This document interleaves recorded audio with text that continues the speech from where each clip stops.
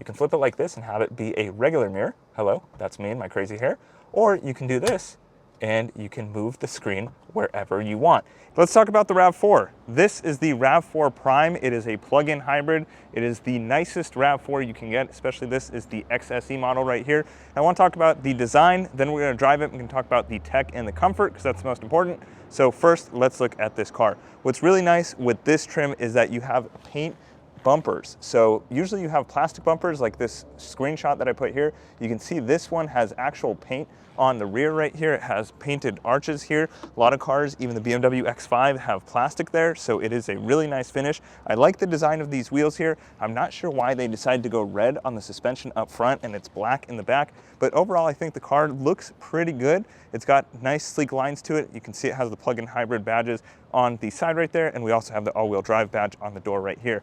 Let's move on to the rear. So we're gonna start with the trunk. What's nice is that you can just kick your foot underneath the trunk and it will automatically open. So if you have bags in your hand, if you're grocery shopping or something like that, it will automatically open the trunk for you. You can see we have speakers in the back, so this JBL sound system is really good. We'll get to that in a second.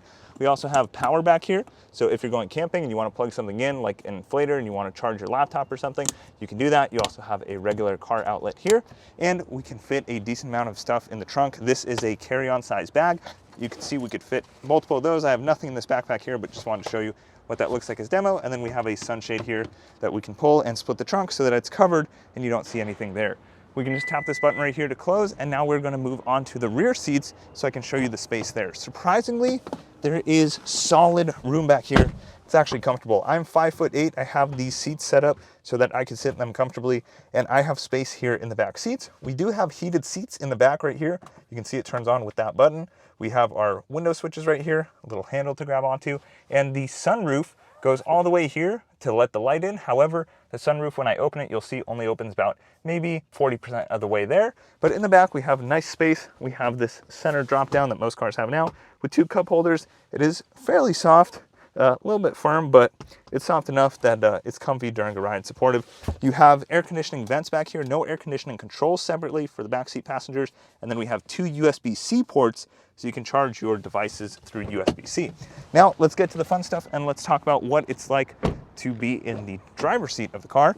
That's where I like to be, and we have so much cool tech in this car.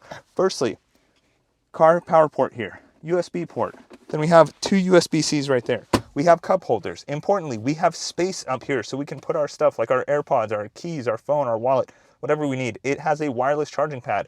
So if you put your phone, a compatible phone that has wireless charging, which is most phones, it will start charging your phone, which is cool. We have memory seats right here, and then on the left side we have a bunch of buttons, which I'll show you once we turn on the car. We even have a little pocket here where you could leave your key, or if you have a small wallet, you could put your wallet there as well. You can turn it on. The car is on right now. You can hear it's just in electric mode. You can see EV, and then hybrid vehicle mode is on. I've been getting 39.8 miles to the gallon. I can take this off my hand so it's not so distracting for you guys. You can see we have the digital dash right here. So we have charge, eco, power. You'll see that while we're driving. Then on the right side, we have our speedometer, and in the middle, we have the cruise control system, which you'll see once we get onto the freeway. I can actually change to various custom settings. So I have different dashboards set up. This is my gauge cluster 1, this is gauge cluster 2, and this is gauge cluster 3. So I can make them all different. I can hold OK to change the settings. So let's say I want my middle to just be nothing. I just like it blank. I can just save that, and there we go. So now I have the different gauges. You can see that they switch designs between them, which is cool. It does have a heads-up display. I actually turned that off, but let me show you these controls on the left side. So we have our automatic brights, we have our view button, which is really cool. We have our heated steering wheel, we have our odometer trip button, and we have our trunk open button. Let me show you the camera system on this car. It is so cool. So when I put this car into drive, it's gonna turn on the front camera. You can see we have the RAV4 here. We can view it from above, and then we have the front camera. Now what's really cool is the car is going to become clear. Absolutely transparent. So you can see the markings right there on the road, right? So someone pulled out of here, did a little burnout or something. The car is literally clear, and you can see underneath the car. I have never seen a camera system like this. It is so cool. We have no one here on this parking lot, so don't worry, guys. I can see below the car. I don't know how they do this. I don't know if it is in real time, but you can see there's even the shadow of the car underneath it. So it's doing some wizardry with the camera systems there. You can see that as I drive over the shadow, we will see under the car with the shadows, a little messed up in the lines, but still a very cool system. It does that in reverse as well. So that is the coolest feature. That's the clear camera system. Up front, we have dual climate controls, so really easy. You can just move these knobs to change the temperatures. If we want to sync the temps, we can do that. It will sync to the driver's side. We have air conditioning controls here. We have traction control on and off. We can change if we want to power the back power port that I showed you. And then we have heated and cooled seats. When you have it on cooling mode, it will do green lights, like you can see on this left side. When you have it on heat, it will do orange lights. So that way you know which mode your seat is on. We have electronic parking brake. We have brake hold, which is awesome. If you don't know what brake hold is, that essentially holds the brake pedal for you. So when you're at a red light and you're there for a long time, you can take your foot off the brake. It'll keep the car in the same place. And then you could just tap the gas pedal to keep going. It's almost like putting your car in park and then drive, but the car does it automatically for you. Then we have the various EV modes here. Haven't actually used those. Then we have eco, normal, and sport mode. What's cool is it tells you with this nice little display which mode you're in. So we have sport, eco, and normal, as I mentioned. I've actually been driving the car in eco and felt that that gives me enough power. And so far I've driven 317 miles and I have 120 miles left of range. So you can do over 450 miles in this car. It has a camera for the rear view mirror. So you can flip it like this and have it be a regular mirror. Hello, that's me and my crazy hair. Or you can do this and you can move the screen wherever you want. It would be cool if it automatically adjusted. It does not have any sensors in the camera, but if you want to change the zoom or the angles, you can do that. So look, you can zoom in through your rear view mirror. If you wanted to change where it's pointing, so you want to bring it up or down, you can do that as well. And basically you can set this mirror to be perfectly set for you. And at night, it's really trippy to see this because usually in a regular car at night, you only get about that much usage of your mirror because the rest is just pitch black. Here, you get to see all 3 lanes behind you, which is very cool. Of course, we have wireless Apple CarPlay and a touchscreen right here. It works well. The sound system's good. So that's the tech. Now let's get onto the road and I'll tell you about the comfort while we drive, and the tech influences that as well. Hopefully you can see the gauges, and I'm going to bring the steering wheel up so you can. You can see I changed their style a little bit, and I want to show you why it gets better gas mileage on the city streets than it does on the freeway. So as you can see, when I put my foot down, it goes from charge to eco and then power.